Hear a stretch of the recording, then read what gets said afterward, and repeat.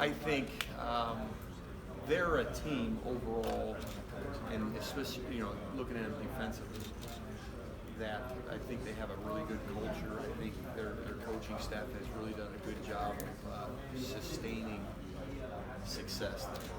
And I think you see that when you put the film on. I think you see a tough, disciplined football team. I think it starts there, and I think that's what makes them, in simple terms, a really good team. Is that they play with physicality.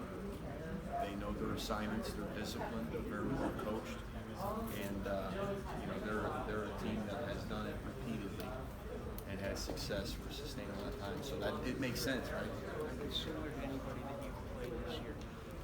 They remind you of a Big Ten team. I don't know specifically in comparisons, but the way they play, I think their physicality by nature. There's going to be a lot of carryover. How assess like your last couple weeks of practice, what you guys got out of that, and how it went? It's been great. Early on you kind of phase it. You try to develop your younger guys as much as you possibly can, so the reps get shared. And you get to rest the older, more experienced players. Guys that maybe are danged up, but maybe guys that are so well versed in the offense, like Sean, to where you can sacrifice some reps there early in the bowl prep, to where it's more developmental, get back to the basics. And then as you get closer, you get more game plan specific and get your guys that are going to be significant contributors the majority of the reps. So it's another I don't know, whatever it is, 16 practices. So it's an additional spring ball. So you got to utilize it and try to maximize your development as much as possible with that. And then having said that, how do you guys get off to a good start against a team that you've never faced before? Well, you get off to a good start by playing fast, and so no hesitation, and call the plays that we feel will keep us on schedule. At the same time, the plays where we're going to be explosive as well. We got to get our running backs involved. We got to get our tight ends involved. We got to get our receivers involved, right? So, trying to make sure that we have a good balance with that, and trying to find the mismatches, and trying to create space. Playing with some tempo at the same time. All of those sorts of things help in starting fast and making sure that we're doing a great job of getting on top early. Like back in State College, James said he was hopeful that Caden and Olu would be able to play. Do you have a sense for what that situation is? Did he already address that with you? He did in State College. I mean, he said, am I accurate, Rich, that he said he was hopeful that they were going to be able to play?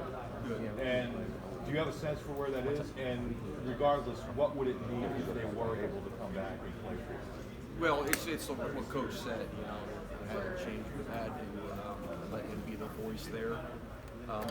Tremendous players, right? I mean, athletic, talented, good leaders. I mean, every team wants to have that and to have those guys contributing. So, those guys are inspirational to us. They're great from a mental standpoint, a physical standpoint, their talent, but it's also everything else. It's the brotherhood as well. So, very important. Mike, what has Brenton Strange brought to this team this year, and also the entire world? How can you describe their impact on this team? Brenton Strange, to me, is one of those guys that,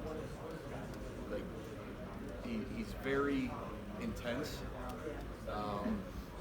He's going to rise to the occasion. He loves when the lights are on, and he's just a really, really tough competitor. He's tough as heck mentally, and he's going to fight you. He does a lot of things very well. He's a very talented guy. I love being around him. He's just one of those guys that I'm very fond of because of what he's all about.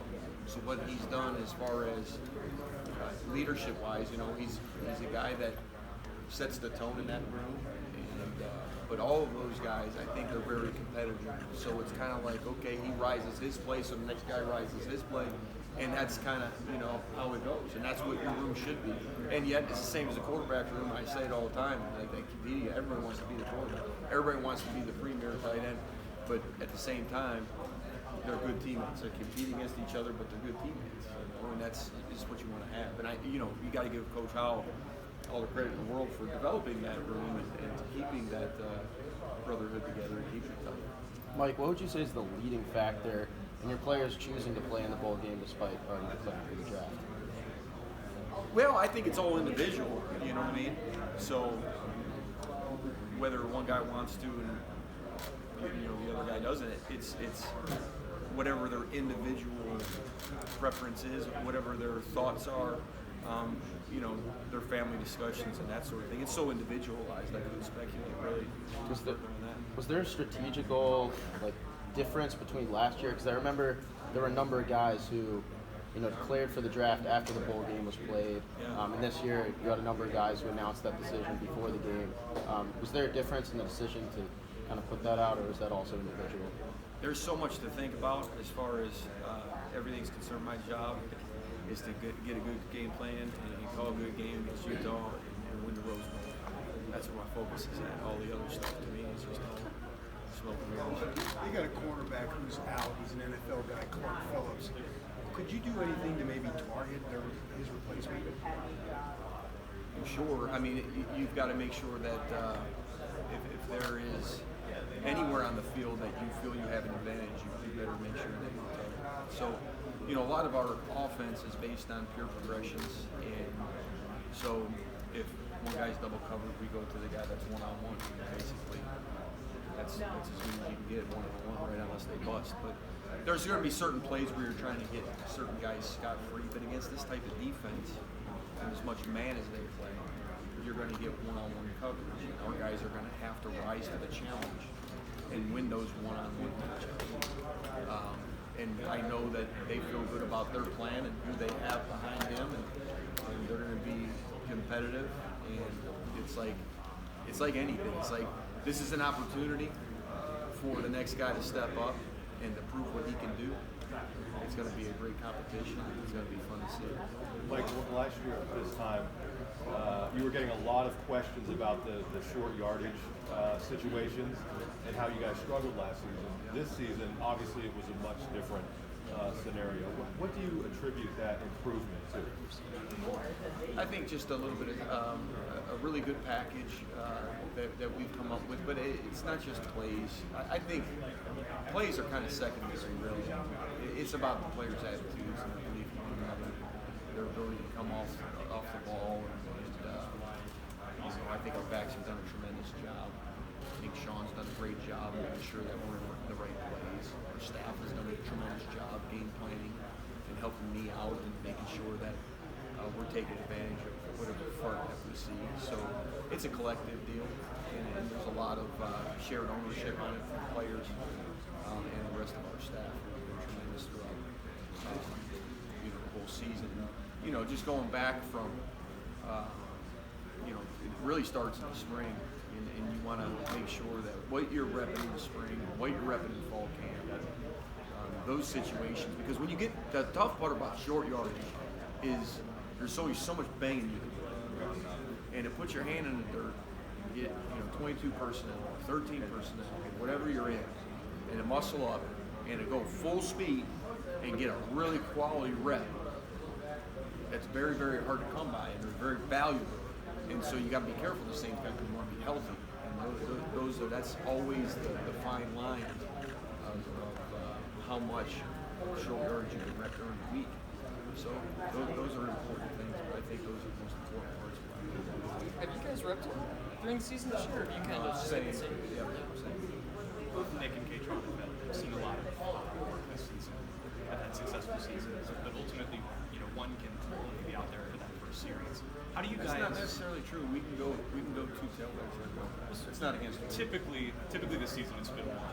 How do you guys make that? How do you guys make that decision? Is it game? I lean on Coach Sider. He does a great job with it. He knows the room. He's got the tightest relationships with those guys, and so he manages that room hands off his personnel as far as that. He's done a hell of a job. Looking at it a little different way, do really good running backs make an offensive line look better, or does a better offensive line make the running backs? It goes both. It goes hand in hand. It's team, and it's the same thing with run and pass. You know, the better your pass game, the better your run game. The better your run game, the better your pass game. You know, we're all. You know, this is the one sport that is. It's so. Maybe not the one sport. I don't want to sound arrogant as a football guy, but it is a sport that, to me, is. It represents a lot of different things, and from a family standpoint, from a group work standpoint, from an organizational standpoint, you know, we're in this thing together, and we need all 11 guys doing their job together so we can all eat. And if one guy doesn't do his job, we don't eat. So I think it's a really important thing that you brought up that I think is the crux of football and team and organization and family. And I think that's dead on what she said. At what point, Mike, did you realize, because Theo was telling us in the spring that it was like, all right, Nick had a big run, and that the buy-in was there, that Theo at that moment was like, all right, we can run the ball, we can run short yardage well. Was there a moment for you that you're like, all right, we have the guys do it, and we're going to do it well this season? I don't get to that. You know, it's always about like, okay, we got to get better. Yeah. We got to win the Rose Bowl. I mean, we got to beat Utah. So like, okay, we're gonna be. I don't do that type of thinking. Yeah. You know, it's like, okay, how can we get better? How can we get better? How can we get better? What can I do? Practice-wise, you know, formationally, are we getting enough reps with this? You know, we do a good job with our A-list runs, like making sure that we're getting a lot of reps there, and B-list runs, and C-list runs, making sure that, you know, those are the things that occupy our thoughts, the process. And I know it's coach speak, and I know you guys are like, you know, just another coach saying the process. But it's about that, because good things will be a result. Because otherwise, if you start thinking about, oh, okay, we're now a good run team, well, somebody's going to catch up to you, and it's a humbling game. Football is a very humbling game, and you don't want to get down that road of like thinking anything other than like how can we. So I know. So there wasn't a moment where you're like, all right, good. Nick had a good run. I think it starts in practice. You know, it's not just about games. I think you see things in practice. If you're practicing hard, which we do, and you're going against a really good defense in practice, which we do, you know, you start to see things, you know, even in spring ball or fall camp, and it starts to add up, you know. But you don't want to sit there and say, you know, we've arrived. We got to continue to scratch a claw and do whatever we got to do to get better.